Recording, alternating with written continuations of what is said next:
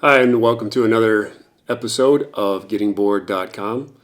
My name is Lance, and apart from the normal game reviews that I'll be doing, I'm going to do something a little different here with a series of videos. And what I'm going to be doing is chronicling the process of getting into ASL, for myself at least. What I've done so far as wargaming, I've got a couple of GMT games that are highly rated for solo play. Gone through a couple of those, so I'm a little bit familiar with the wargaming process and how the rules systems typically flow. And then I also played Conflict of Heroes, Storms of Steel, which in my opinion, that game is a masterpiece. It is just everything about it. I love it. The components, the amount of rules is just right. It's not too much. You can teach somebody pretty quickly how to play it without requiring an investment of hours and hours and hours of rules learning. Now, I'm sure that you can do some things with ASL without getting too much time involved, but to really know the game and be able to play it, from what I've read and from what I've seen through some of the rules in this starter kit, it's mind-boggling how much there is to know if you want to be proficient at this game. But I'm willing to take a look at it. That's why I got this starter kit. I was actually leery of even trying a GMT game because of the complexity of those games. But I got through it. It's not so bad, and it's a lot of fun. So ASL was the next logical step up from that. And there is a huge support base. There's a lot of people out there who are very willing to help. I've gotten a lot of support so far through Board Game Geek and the forums there for the ASL Starter Kit 1.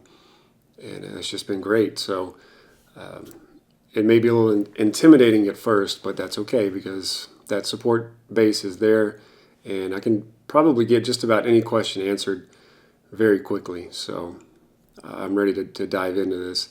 I have read a few of the pages of the rules so far. There are a lot of acronyms. There's a lot of variables, even just infantry versus infantry in very basic terrain and very basic situations.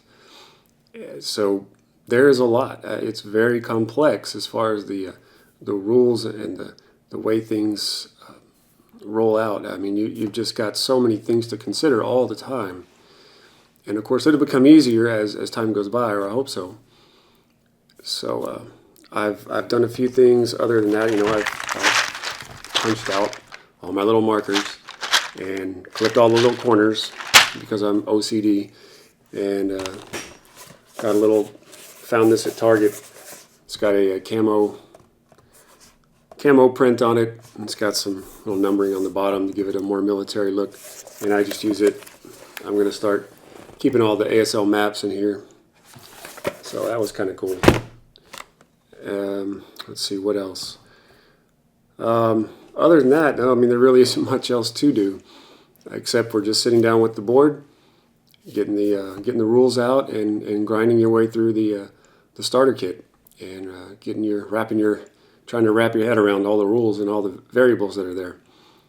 So I'll keep updating. I'll make videos as I go, as I progress. Hopefully I'll progress and let you know how that progress goes. And if you're considering getting into ASL, you can kind of use possibly my experience as a baseline as to what your experience is and how you're progressing in the game. You may advance much faster or much slower. I don't know yet. But I will keep pumping out the videos and update you as often as possible. And I'd really like to hear what your thoughts are on once a couple of videos are out there. Let me know what you think and what your state of progress is. So I'll be looking forward to hearing from you. Talk to you then.